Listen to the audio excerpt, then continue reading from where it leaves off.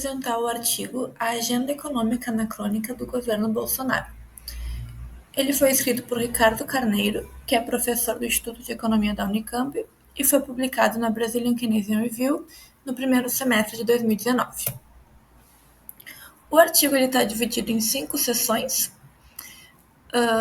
que, para além da introdução e da conclusão, tratam os principais eixos da agenda econômica do governo Bolsonaro, que seria o eixo fiscal, o eixo macroeconômico e financeiro e o eixo produtivo, respectivamente.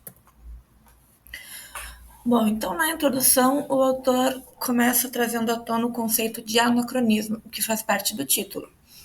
Então, seria a transposição inadequada de fatos e práticas sociais de uma época para outra, o que é considerado um erro banal, mas com graves implicações.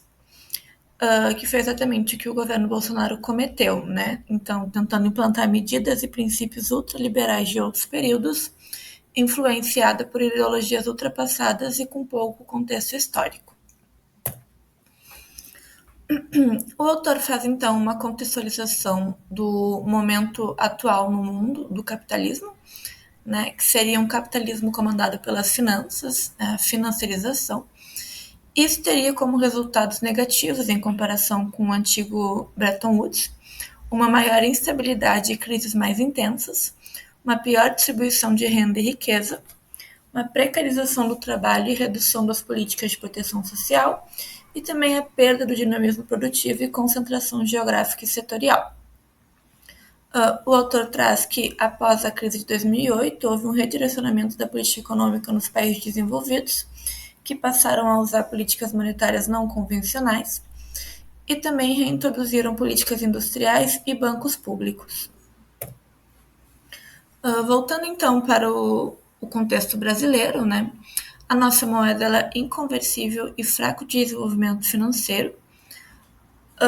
Temos atraso tecnológico, alta desigualdade e um mercado de trabalho heterogêneo. E o governo, então, trouxe uma recuperação de políticas econômicas abandonadas por países desenvolvidos. Essa agenda, então, ela é marcada pelo desmonte do modelo social-democrata desenvolvimentista, pelo avanço da financiarização sob roupagem liberal anacrônica e também pela influência do Consenso de Washington em uma postura política autoritária.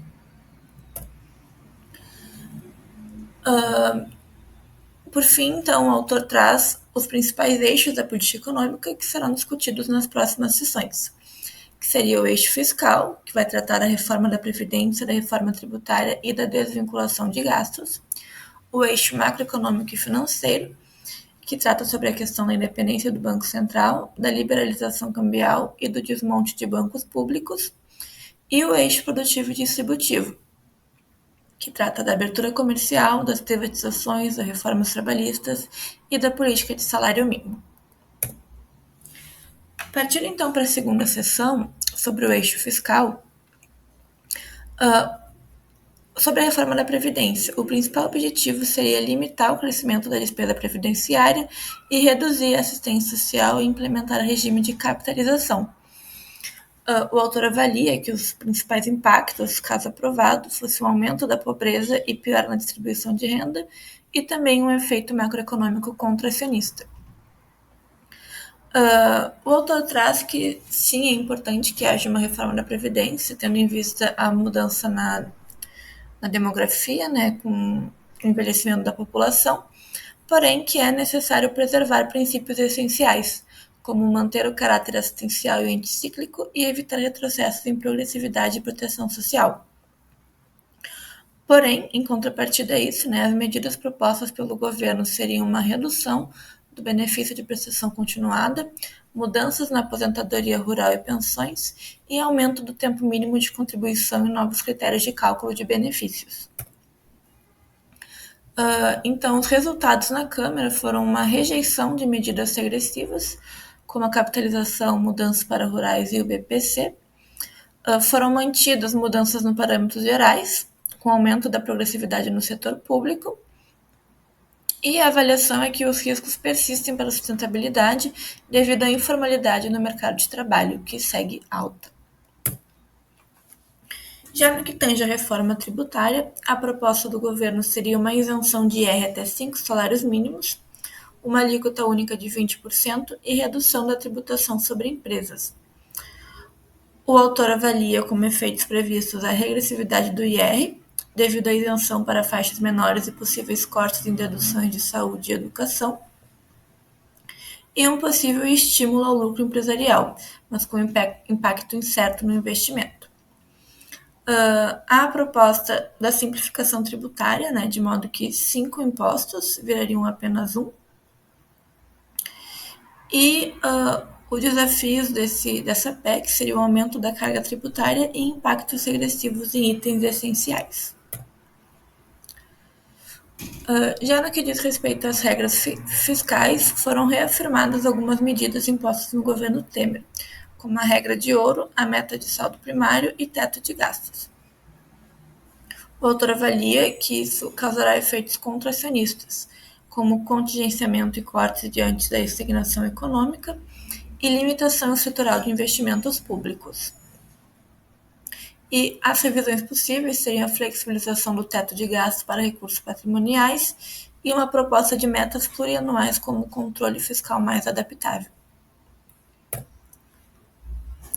Partindo então para o eixo macroeconômico e financeiro, no que tange a proposta de independência do Banco Central, seria então insular o Banco Central do poder político para executar política monetária independente.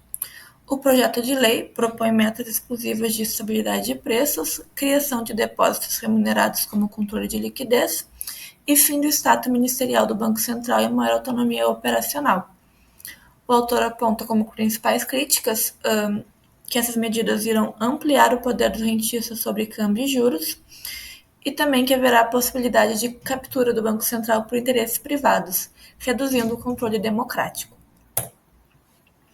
Em relação à liberalização cambial, o objetivo seria tornar o real uma moeda plenamente conversível, o que teria uma viabilização gradual, porém com desafios, principalmente que a conversibilidade de jure não altera a posição do real na hierarquia global, não elimina a vulnerabilidade externa devido à especulação e ciclos de liquidez, e também que pressões podem aumentar a volatilidade cambial e limitar a autonomia macroeconômica. No que tange ao redesenho do sistema de financiamento, o governo propõe uma redução do papel dos bancos públicos e estímulo ao mercado de capitais. E para que isso tenha êxito, são necessárias algumas condições macroeconômicas, como a menor volatilidade de juros e câmbio, patamares mais baixos de taxa de juros e uma menor concentração bancária e maior competição.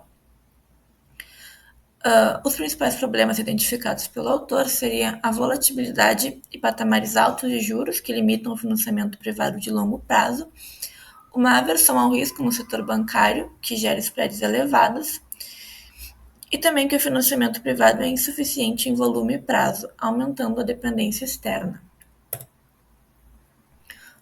O autor tece algumas críticas à substituição dos bancos públicos, pois alegações de que bancos públicos e fundos parafiscais são necessários têm viés ideológico. O autor também traz que o mercado de capitais ainda é tímido no financiamento empresarial e que o contexto de baixa taxa de investimento no Brasil limita o crescimento sustentável. Partindo então para o eixo produtivo, tem-se a questão da política de abertura comercial e desregulação, com foco na abertura comercial, infraestrutura e privatizações. Uma nova rodada de desregulação do mercado de trabalho e alteração na política de salário mínimo. Redução tarifária até 2021, priorizando acordos bilaterais. Os impactos nas exportações e desindustrialização seria a dependência de commodities e importação de manufaturados, dificuldade de inserção ativa nas cadeias globais de valor e retrocesso em investimentos em pesquisa e desenvolvimento e inovação tecnológica. A questão de mudanças em empresas estratégicas, a Petrobras teve foco em maximização de dividendos, privatização do downstream e redução do conteúdo local, a venda da Embraer para a Boeing e impacto na capacidade de inovação, e uma possível financiarização similar ao caso da Vale. Sobre privatizações de infraestrutura, tem-se a ampliação das concessões e atração de investimento privado, baixa proporção de investimento público e impactos das privatizações em empresas estratégicas como Petrobras, Eletrobras e BNDES. No mercado de trabalho, é proposta uma reforma trabalhista e a carteira verde amarela, que enfraqueceram direitos trabalhistas. Há uma elevada informalidade e subutilização do trabalho e alteração no reajuste do salário mínimo para correção apenas pela inflação e não mais pelo crescimento do PIB, como era anteriormente. Os riscos das privatizações, segundo o autor, seriam que o foco fiscal pode desestruturar atividades estratégicas e também que a venda de subsidiárias sem aprovação do Congresso pode intensificar o esquartejamento de empresas públicas. Partindo então para a conclusão, o autor traz que o investimento ele pode ser induzido, influenciado por fatores backward-looking e forward-looking, e também autônomo. Diminuição do papel do Estado devido às reformas ultraliberais e privatizações. No que tange às condições gerais para o crescimento, o investimento autônomo, então, tem menor relevância com a redução do papel estatal, e o investimento induzido ele é impactado por taxas de câmbio e juros desfavoráveis, redução do financiamento disponível em volume, prazos e taxas adequados, e falta de um horizonte de crescimento sustentável. Políticas como a independência do Banco Central e liberalização cambial criam um ambiente desfavorável. Sobre a demanda agregada e o consumo, há um crescimento lento da massa salarial e piora na distribuição de renda prejudicam o consumo. Alta dependência de commodities para o saldo comercial, sem diversificação significativa. E sobre a contribuição fiscal negativa, tem-se que o teto de gastos e a postura fiscal contracionista limitam investimentos públicos e o enfoque em saldos primários para resgate da dívida pública. Então, nesse contexto, as expectativas no curto prazo seria um mini ciclo de crescimento possível no início do governo, que foi desperdiçado por crises políticas e gerenciais, estagnação econômica com voos curtos de crescimento em função de privatizações e transferência de patrimônio público e reduções pontuais de custos empresariais. Já as expectativas a médio prazo tem-se uma melhora pontual na expectativa e reduções de custo, porém não há um modelo de desenvolvimento sustentável, perpetuando baixo crescimento e exclusão social. Obrigada.